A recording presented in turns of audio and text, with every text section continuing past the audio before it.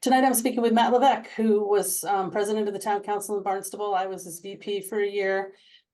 He's a personal friend and someone I know has gone through some of this stuff. And, there's basically no safe space when you're in public office anyway. You end up alienating people no matter what you decide or however you may go. But I wanted Matt to introduce himself a little bit. So Matt, why don't you take it and go from there? Hi, everybody. Matthew Levesque, my wife, Leon, and myself and my 4 kids, we live in Marston's Mills, Precinct 10. Live over on Wheeler Road off of the near the airport in the Old Barney Golf Course. And I was originally what brought me to the Cape is, in a lot of people, was the restaurant business. I was the associate general manager of a restaurant called Old Country Buffet. Arguably probably the busiest restaurant ever to exist on Cape Cod before or since. And at the time, especially that summer of 95, 96. And then I ran my own business. I had my own ticket agency. I actually went back to college and put a backpack on, commuted to UMass Dartmouth. And then started my own business, Absolute Tickets. And I did that for about 20 years and worked with other companies for a period of time. And then when COVID hit, that really wasn't a viable industry to be a part of anymore. First thing to go was entertainment, sporting events, and probably one of the last things really to come back. So I've kind of pivoted. And in the meantime, I joined the town council in 2017. Before that, I was on the zoning board of appeals. I was involved in coaching in Barnstable Little League for 12 years. At one point, a number of years being on the board, vice president of minors, president of the entire league, ran the snack bar, sang some national anthems, and I still do that around town here now and then. And I also do some professional singing around town as well, all over Cape Cod and off Cape as well. So that's kind of, and I also have my real estate license. I don't do too much with it, but I do have it, and look at that as something that I'll probably do more in the future, moving forward once my kids are kind of out of the house. I don't have so much to do with 4 kids. So yeah, so that's pretty much kind of where I'm at right now. Awesome. And one of the reasons I chose Matt to speak about this, I mentioned a minute ago, is that I know that he's gone around and around with some issues on social media, as have I, and as has every elected official. And I just think it's a stumbling block as I talk to people about, how do you spend your Thursday nights? Why don't you go speak before town council? And they all say, well, I don't necessarily want to spend my time doing that because I work all day, and because it's hard enough on my family as it is, and I don't necessarily want to invite that into my life. So I thought it might be an interesting conversation for us to have, just to see kind of gauge people's interest versus what they're willing to really sacrifice in order to do it. I'm not talking about running for office necessarily. I'm talking more about like just speaking up for your community. So I think I'm gonna make this more of a conversation, like if you've ever seen Between Two Ferns. Let's see if we can do this. And here we go. So there we go. And so we're gonna talk a little bit. There's a chat open in the bottom. If you'd like to ask anything, we can see how it goes. If the conversation's rolling, we're happy to continue with that. But if there's a question that pops up that's pertinent, we're also happy to do that. And then at the end, if there's any Q&As about how to get involved or how to advocate, we have another webinar coming up on, it's called Couch to Town Hall in an hour with Stephanie Cox, to give you sort of a script to go by to muster your courage. But anyway, so I just wanted to ask Matt some questions, but first really kind of define what bullying is. And, it's really an effort to diminish someone's self-worth. I think, Matt, I'm sure you have 1,000 examples of what that's like. And I'm not by any chance in any way trying to make us appear like we're victims. We definitely, put it out there and ran for office and expected a bit of it. But it's just something to be aware of as things roll. So Matt, do you have any examples of things that have happened to you personally that you want to share, or your past or anything? Yeah. So, I mean, I like a lot of different families. I grew up off Cape. I was born in New Bedford, and I grew up in a little town of Freetown. And it's kind of, there was the suburb of like the Fall River, New Bedford, Taunton area. And we didn't necessarily have a lot, but we had a decent place to live out in the countryside. And And at a very young age, I got glasses, and I was 5 years old, and my parents realized that I'd been blind for some time. And as they didn't make nice, they have contacts for young boys, and they didn't make nice frames either for young men. I actually brought a picture of that. What I looked like. This is my 7th grade photo there. My Coke bottle glasses. So as you can imagine, I wasn't necessarily, and having glasses like gave, always worried about them falling off your face and breaking. Athletics was almost non, it was a very difficult thing to kind of maneuver. You got hot and sweaty, they slid on your brow and all this different stuff. They fall off your face, you couldn't see. So all those types of things, made it a little bit difficult. And I was a little bit of a target. I should say a lot of a target, quite honestly, of a lot of bullying when I was younger. And it kind of molded me as I went through life. I mean, literally, it was like a bad 80s movie, stuffed in lockers, tossed in showers, all those kind of different things. And of course, people jump in now, but again, not a victim, right? So because there's always a pecking order. There's always somebody less than you, so to speak. So I remember those kids trying to get me to pick on other kids and that whole type of thing. And it becomes this and your reaction to it, right? And you get angry, and that's not the right thing either. And I got in a lot of fights, and I got suspended in school, and people thought, oh, he must have a bad temper, and it was the reaction to the bullying that caused me to be so angry. And but at the same time, it's life, and a lot of people go through that, and but it's real, and it transcends even into adulthood, into moving forward and trying to work a job, get involved in, even Little League. Little League can be real difficult and was difficult at times. And again, getting into town politics, it isn't so much being just a counselor. I think it probably ramped up a bit more once we got, once I became the president of the council. It became a big more because it's, what do they say, heavy is the head, that wears the crown. And again, I didn't think of myself as a king necessarily, but I understood that you have to kind of take some more lumps than just being a regular counselor, because you're the leader, even though really the president's only somebody who kind of controls what gets on the agenda. And I never told anybody, no, we're not putting that on the agenda. And then, kind of leading the conversation, So one thing I think about a lot is like how when we advocate for people, or we advocate for things we believe in, whether it's housing or something else, if we're brave enough to step up to the mic, it's because we believe there are voices that are unheard, right? Regardless of what side you're on. I mean, I don't care if we're ideologically aligned or not. So we all start in that place when we're brave enough to advocate. And then it's just really interesting how, I mean, for instance, the minute I posted this seminar online, it was automatically taken by a website that shall remain nameless. And, we were both, maligned in the website, even though, I feel like we worked really hard. I worked really hard for my town for 12 years, and you continue to work hard for your town. And I continue to work for the school committee now, even though all of that, even though our intention is to speak for those that maybe don't have the courage to step up and run for office. It's just interesting how that gets twisted. And, one thing I really, now that I work to try to bring advocates, right, to whatever meeting, to Chatham, to Falmouth, to all over the Cape, because I work for a regional agency now, right? I worry that, they're going to get slammed on social media and then just not come back.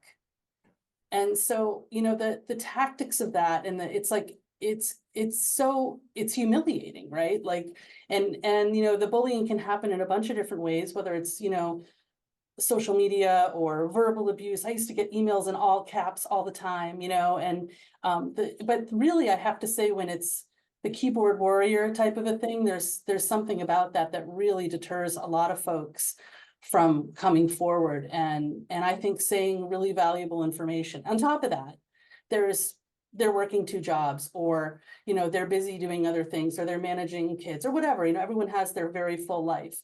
And so it's not necessarily attractive to, step up and get punched in the face.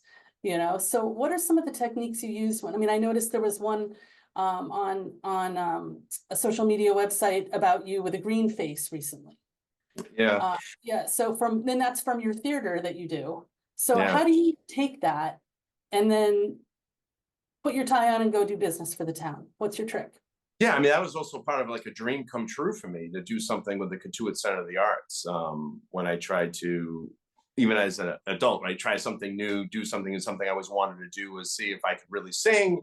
Could I get gigs at different restaurants? And then COVID happened, and I was just starting to kind of move in that direction. Not making a full on living, but just as a part time gig and having a lot of fun with it, and being able to sing with some of my friends, and then through that, I was asked to be a part of a video on demand series to raise money for the Katuitt Center of the Arts.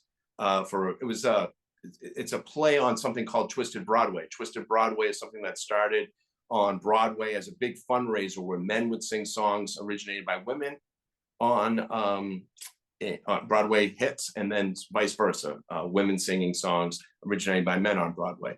And so I picked a song from Wicked, sung by Elphaba, who's the Wicked Witch of the West. So Wicked is the prequel, a musical that's the prequel to The Wizard of Oz, very cleverly written. And so I figured I'd kind of go all out. The song was called I'm Not That Girl. And I'm singing a song, I'm not dressed in drag necessarily or anything like that, but I did paint my face green. I wore a black suit and, wore my hair down and sang the song. And, I got a lot of compliments on it. Again, it was gratifying, but, again, some conflict on the town council.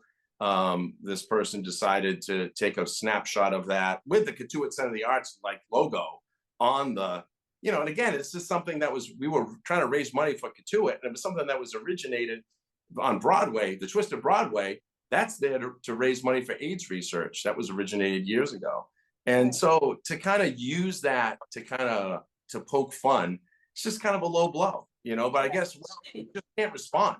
That's all. You can't feed the fire, in my opinion. And you just have to be, just let that be the low blow. And if that's what they feel they need to do to get a response from them. But you look at most of this stuff too, though, and it doesn't really have a lot of likes.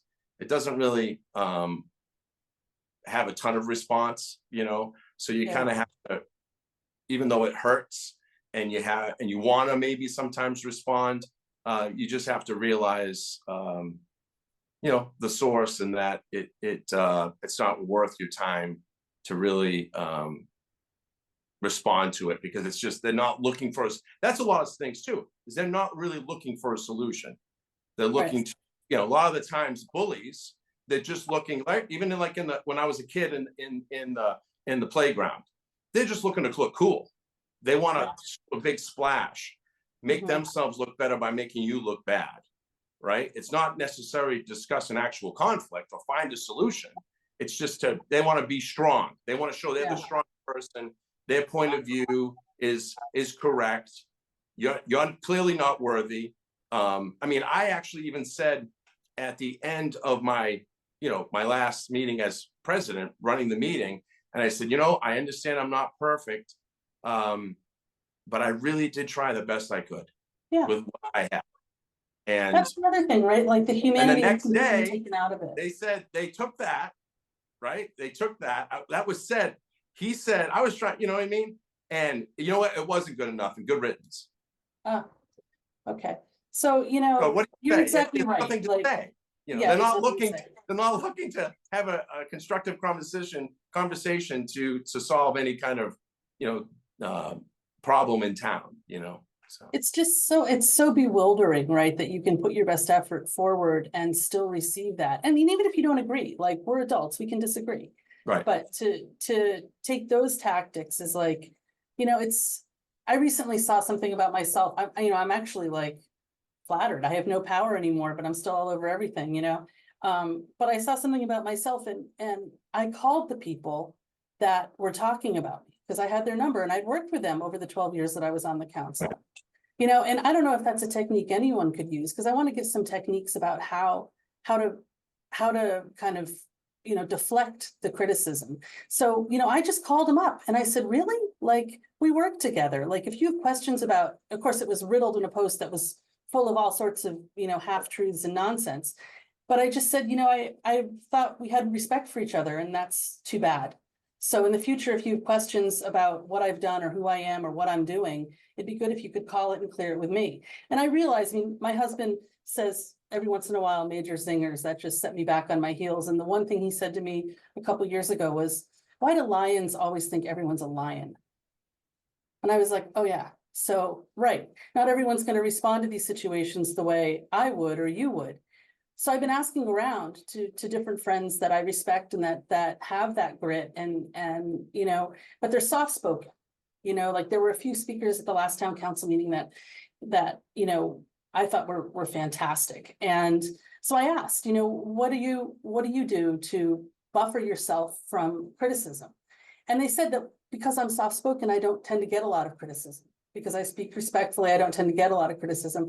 I don't put myself out there necessarily because I don't want the criticism. But when I do speak for something, I surround myself with people that I care about. I surround myself with a group of friends or my church or whoever your people are to say, yes, you're right. And you do know about it. Because what this can do ultimately is lead to this imposter syndrome thing where you feel like you're completely unqualified to talk about something that's really important to you, which is just utter nonsense.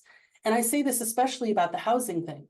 Because when you look at the town council now, there's no one on the town council in Barnstable, or actually, I don't think on any select board that's housing insecure. Right. But those are the ones making all the decisions about it. Right. So, to muster the courage to go show your fragility in a situation like that, I mean, it really takes a lot of chutzpah. And, so I really applaud those people. And, I haven't noticed a lot of them being taken down in social media, but I have noticed the ones that have been on the front lines for a long time, taking it, counselors that I served with. So it's interesting. And I do realize it's part of the job, but I think And also I'm sorry, I was just gonna, and that imposter syndrome, that's a real thing. You know what I mean? I think that if you think the day you arrive and you think you know it all is the day you know the least amount. There have been times, quite honestly, that I've probably gotten a little too passionate. People have called me on that per se. I didn't mean to be offensive or offend that person, but I will be quick to apologize and have a conversation. And then with emails, I'll pick up the phone and try to call people.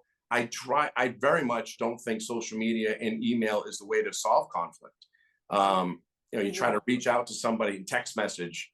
It is not the way to do it. Phone call, let's meet for a cup of coffee. I actually have a cup of coffee. Someone sent me something accusing me of something, aligning myself with former President Trump. And, I'll be honest with you, I never voted for the guy. You know what I mean? But that's neither here nor there. But to say that, and I'd be like, look, we're talking local politics, and we're talking something that that's so far behind. It's irrelevant. You know what I mean? Yeah. Let's want to have a real conversation. Let's get a cup of coffee. So hopefully, we'll do that. I haven't had the time necessarily. I'm not sure if that person has either, but it's that type of thing that, trying to find that common ground, meet people where they're at. And yeah, so anyway, just so anybody knows, the last two elections actually written in somebody, just to clarify that. I've actually not, I am the independent of independents. So you don't need to share that with us, actually. You can keep it to yourself. But I think that I'm trying to think of ways where people can develop boundaries for themselves so that they're not put in that position. Like I loved what the person I spoke about said to me, which is like, I just speak respectfully and I speak my mind, but she's an incredibly grounded human being, the person I'm thinking of, so if you were new to it, if you're a homeless artist, what do you do to combat it? And I think the one way to get over it is to set boundaries and expectations of your behavior and behavior of others. I think that's a really important way to do it. Where, you decide what's insulting and what's not insulting, and how far you're willing to go and how far you're not willing to go. And then, it plays out as it plays out. I think that there's a certain amount of pushback we all get for certain things we say. And I think for elected officials, it's obviously a lot more severe. God knows that there's a much higher standard or a much higher mark that you have to pass, because some of the stuff that was said about me as a town councilor, would not fly as a private citizen, right? I could have definitely filed charges for stuff that had been said about me. I think the other thing is to really arm yourself with facts and knowledge, and really pay attention to where you're getting your information.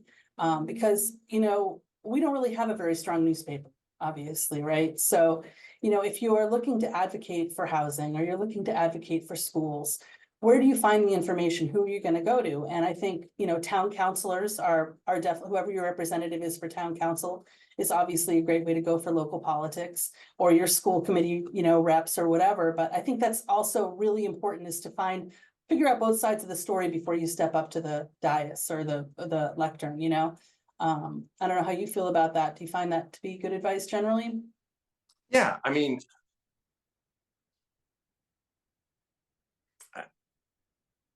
again, trying to, you put yourself in a position. We're not, like you said, I ran for office, you know what I mean? So having that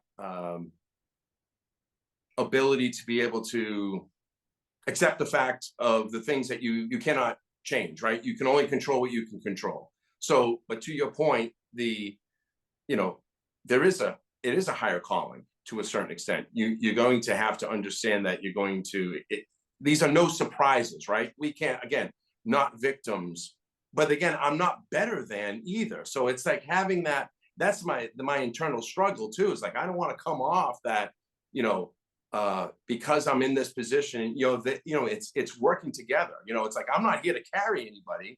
My whole thing has been all along, I just want to come alongside those people who are not represented, right? Or that type of thing. I'm not going to carry anybody over the finish line or convince them of my great revelation.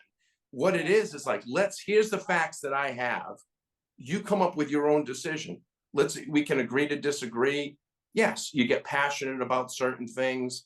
I do feel certain issues are more important, housing being one of them. To move housing, to change things, you have to address some zoning issues that have been antiquated. Once you start doing that, people start thinking that, you want to make, Main Street, Wall Street, and put skyscrapers on Main Street, or just have this tunneling effect of 4 stories throughout. It's not the case. What you want to try to do, and I'm just giving this example, what you're trying to do is develop or redevelop blighted property or underutilized property. And the only way you maybe can pencil that out is to add that 4th story so that it's affordable to build. Unless we're going to subsidize everything, which we don't have necessarily, we don't have the monetary ability to be able to do something like that with our other infrastructure projects like water and sewer and things of that nature.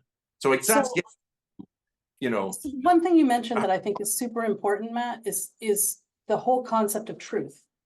Right. Right. I mean, because if we're all working off the same truth, it's really easy to have civilized conversation. Right. But if there's inflammatory rhetoric out there, or, mistruths that have been shared all over the internet, right. Or it's really difficult to have conversations about that. So that's why I really can't wait for a solid paper to come back to Barnstable. I know it will be forthcoming, I hope anyway. So is advocacy rewarding for you? Even though I see your name plastered all over everything all the time, are you immune to it now? How does it work? You build up a tolerance? Yeah. Yes and no. I try not, you just don't read it. I don't go there. You know what I mean? To a certain extent too. And you get people who send me screenshots and things of that nature. And I'm like, look, I'm really trying to stay away from it. It's enough of what I have to deal with during the day just to try to, support my family, wife, kids. My wife works outside the home. So, I have things I need to take care of, and those things they bring me down. To say I have a thicker skin, I have a better way of processing.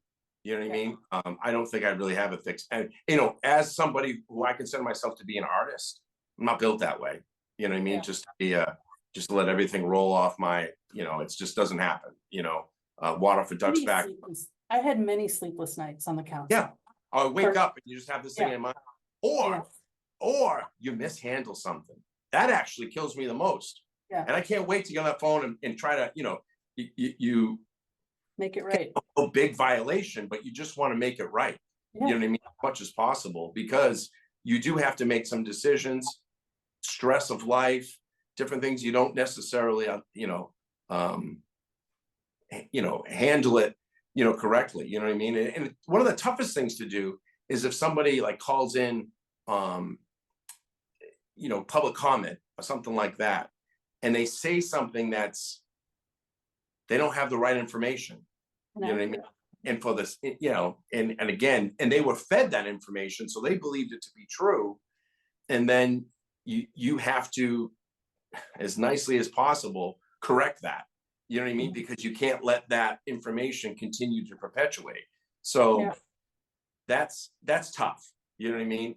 Without coming across as like a know-it-all or whatever it might be. So you try to do it as gentle as possible, and direct. Less is more, right? So, try to use the least amount of words. But it's, it can definitely be difficult. You wish that it just revolved around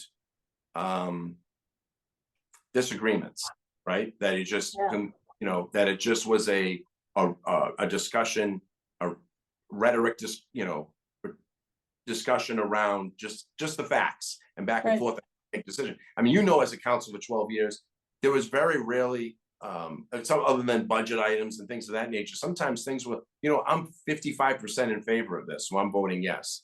And it's an internal, you got to make a decision. So there is a lot of gray area. And just because you did it that way, it doesn't mean that you don't see the other side.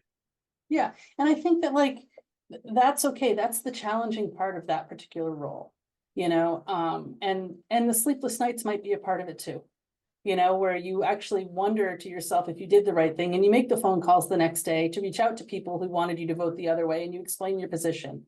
And it's just a difficult spot to be in.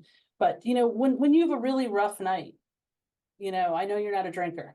So, what do you do? What do you do to I remember coming off those meetings and being so amped up. I live in the Mills, right? Yeah. So, and I did the same thing when dealing with conflict. I just put on my favorite music and turn it up. You know what I mean? Sing along. I mean, music's always been a big therapy for me. To check out a little bit or just clear my mind. And, for some people it's exercise. They go for a run, That was me. but just that type of thing. Find something you love to do and do that. But it is satisfying. I mean, I do have people that come up to me and they tell me they appreciate it. There are a lot, actually, honestly, there's a lot more people who do that. And I will say the town of Barnstable, there's a lot of people, and they're not just necessarily my friends. People come up to you in the supermarket, different things. Hey, I really appreciate the work you do. I had somebody I bumped into BJ's yesterday, and they go, for a town councilor, and I know what you get paid. You work really hard. You have it's a hard job. And again, I didn't ask for that necessarily. I got an armful of, groceries coming out of big boxes coming out of BJ's. And I just said, wow, that's really nice. Thank you. And he says, I don't know. I don't always agree with you. Yeah. I mean, and then I was like, what do you agree me about? Because I bet we don't disagree as much as you think we do. Because people make assumptions, but and we found out that we had a lot more in common than maybe he thought, that type of thing. So one of the things that's interesting is that I wasn't an elected official, but a friend who works in a municipal government told me was, if there are 5 people yelling at you, think about 5 people out of a town of 45,000 people. Right. Think about the size of the group and the energy that they're pushing on the internet.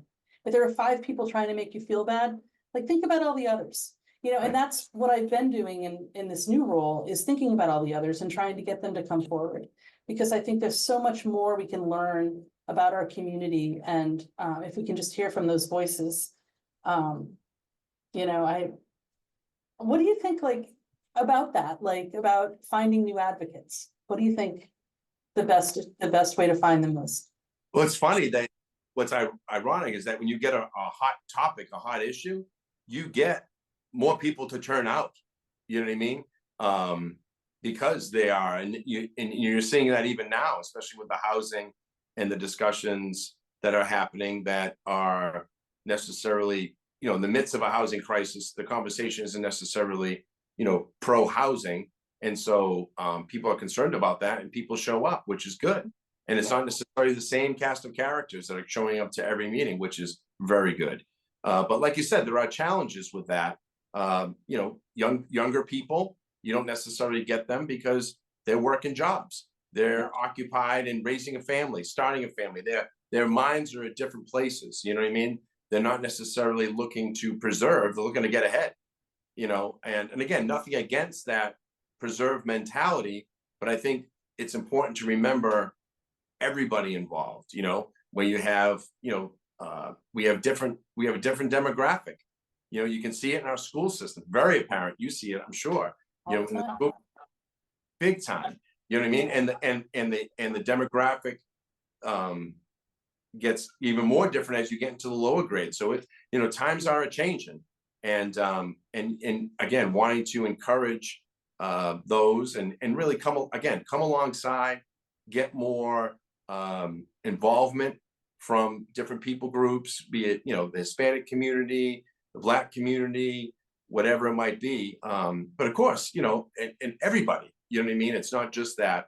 But again, for those who weren't involved before, I think you're seeing more and more of that involvement, and they're seeing people rise up, join committees, boards, commissions, and hopefully they're being inspired by that.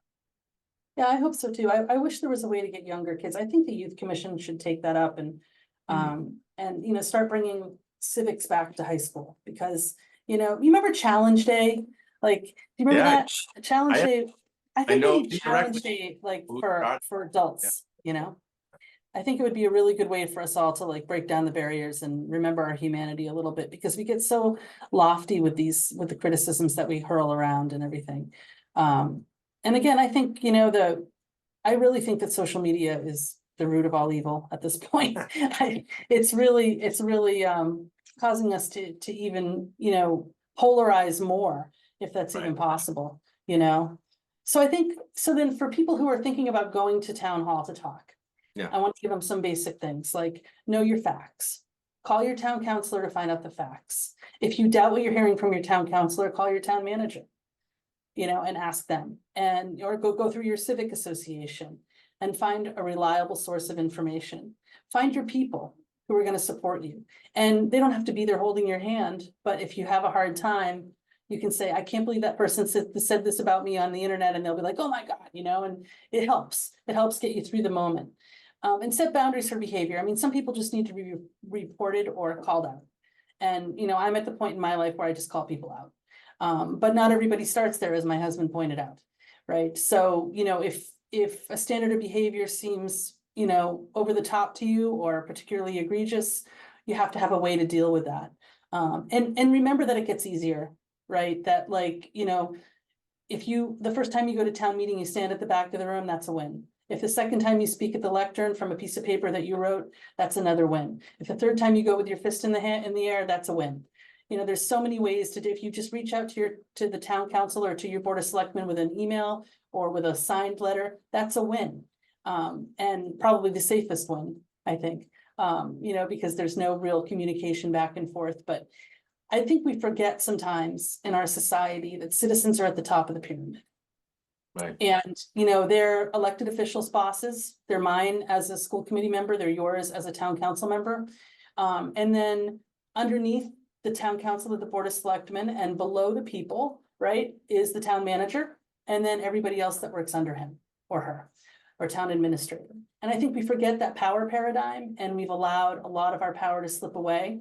And we've given it away, quite honestly. And in the vacuum of, untruth, a sea of untruth out there, which is what we see simmering on Facebook every single day. Or, I mean, I don't do anything but Facebook, but I hear there's other other venues where you can go be just as insulted quicker.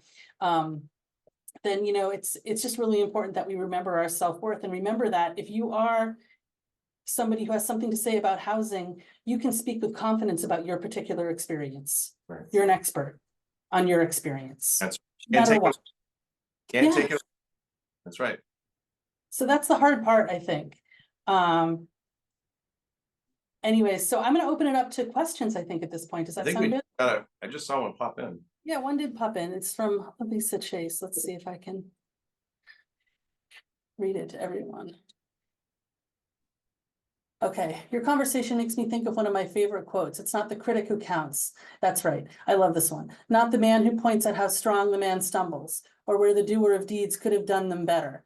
The credit belongs to the man who is actually in the arena, whose face is marred by dust and sweat and blood, who strives valiantly, who errs, who comes short again and again, because there is no effort without error and shortcoming, but who does actually strive to do the deeds, who knows great enthusiasms, the great devotions, who spends himself in a worthy cause, who at the best knows, I'm sorry, I'm scrolling as I do this, knows in the end, the triumph of high achievement, and who at the worst, if he fails, at least fails while daring greatly, so that his place shall never be with those cold and timid souls, who neither know victory nor defeat. Teddy Roosevelt. Fantastic. I butchered it. I'm sorry, but it's in the chat if you want to cut and paste it and put it on your Christmas card. Yeah. Is there anyone who'd like to ask any questions? I'm going to take us off the hot mic here and see if I can do that. So. Hi, Matt. I'm removing your Hi. spotlight. Unnecessary Zoom. Yeah, Is and I anybody definitely any questions? identify with the one who stumbles and whatever at times. It's yeah. Again, it's just. But I am driven by young people, and just being able to get involved, use resources. I mean, it isn't just about what happens in the dais either. It's the Marstonville Village Association. I love those people. You know what I mean, and how hard they work to make an impact in their community and raise money for the little Marston's Mills Village Association raised $9,000 to give to scholarships last year. How can you not, like, if I have some time and resources to put to something like that, it's a privilege. It's an honor. Did something just come through? It's a thing for me, a personal message for me about advocacy. Yeah, I completely agree with that. And I read a really interesting article. This is a tangentially related issue in the Atlantic years ago when I was getting my MPA that talked about public opinion. The title was Public Opinion is Bad, actually. And it was like, what? Because our whole lives we are looking to involve the public, right? And it was actually talking about the rise of special interest groups that use bullying as a tactic and misinformation. It was a very interesting article. I'm going to find it for you, Matt. I think it's a really interesting thing. The League of Women Voters put something out there.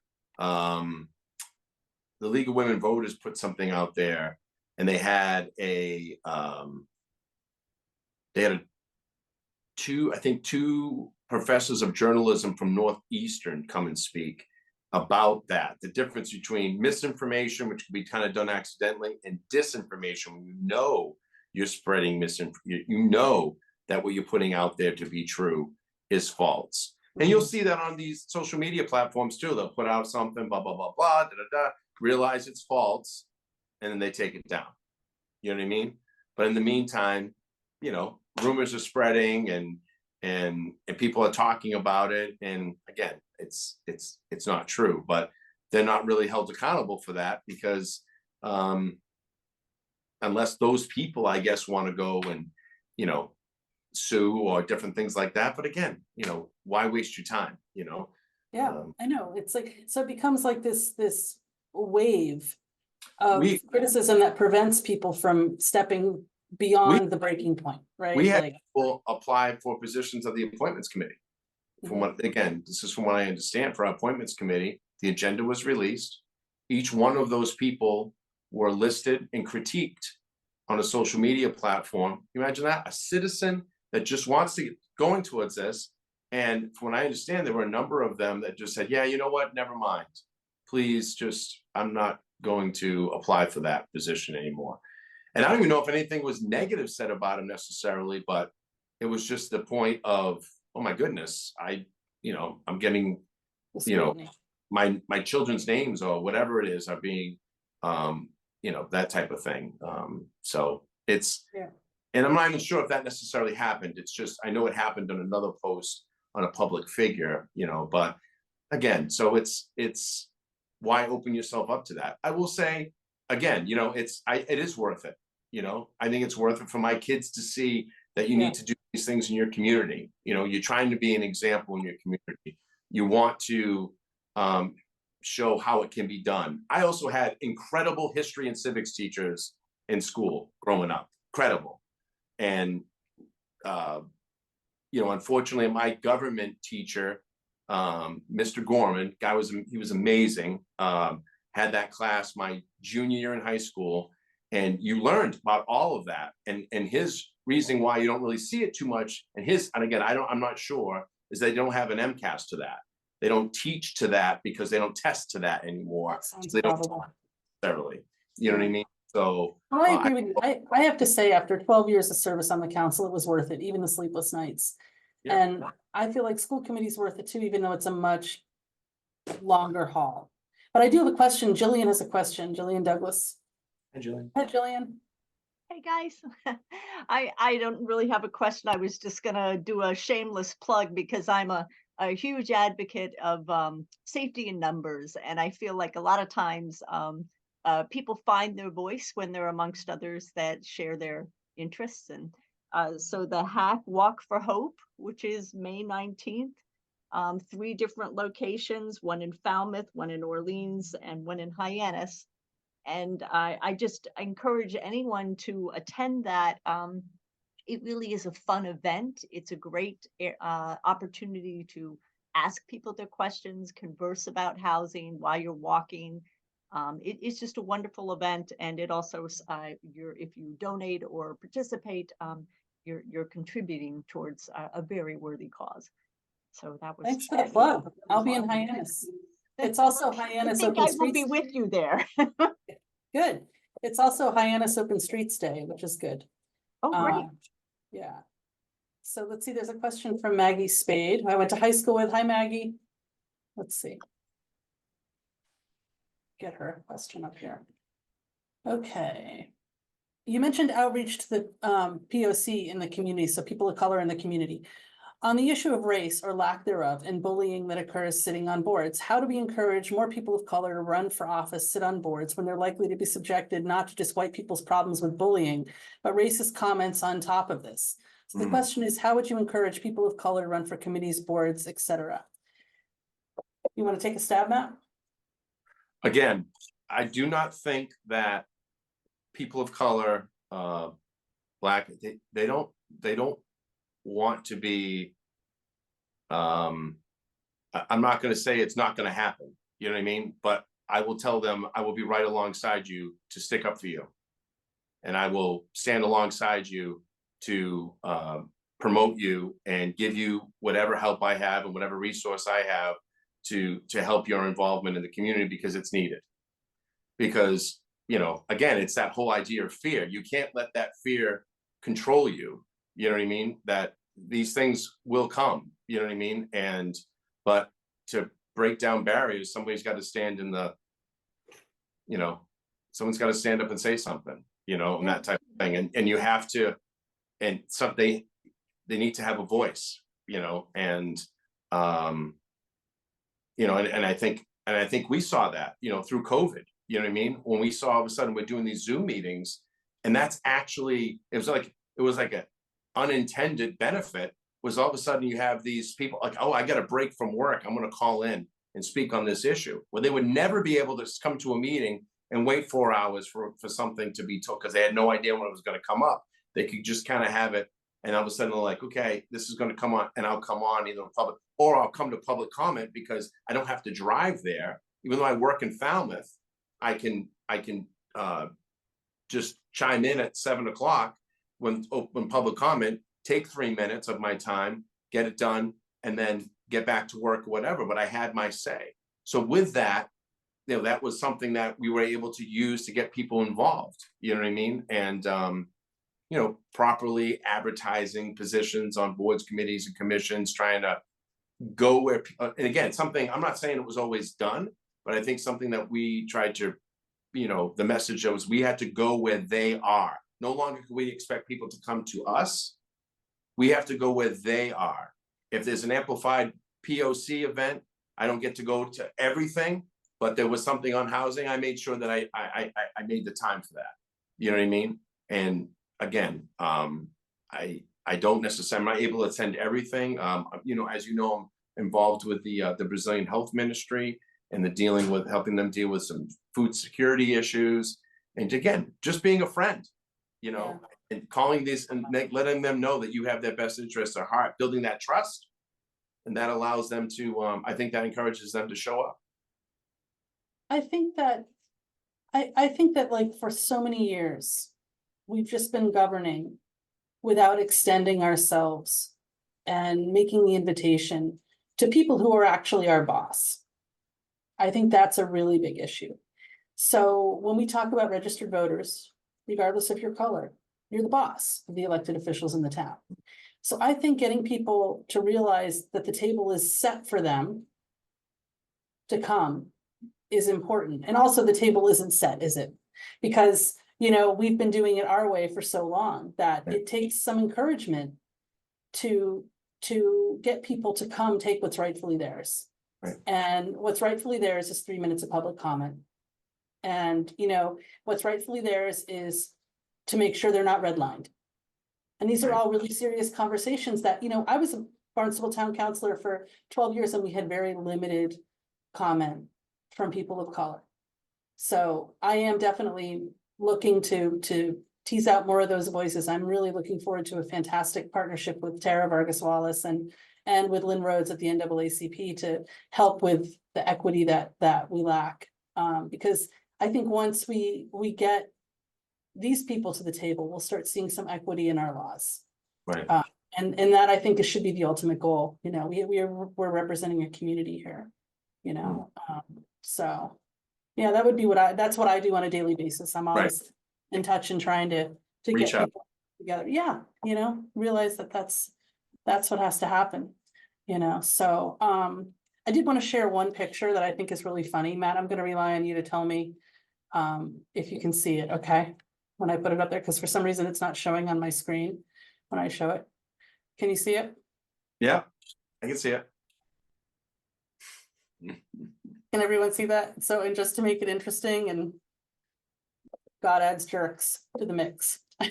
So I just wanted to share that as a little bit of levity. So, you know, as always, we've just got to keep moving forward. We've got to keep, you know, putting one foot in front of the other. And I hope we grabbed a couple people tonight who can find the courage to go and speak up for themselves, whether it's about housing or civil rights or whatever it is that's in your heart. I hope you can make your voice heard. And Matt, I want to thank you so much for coming. It's always a pleasure to talk with you.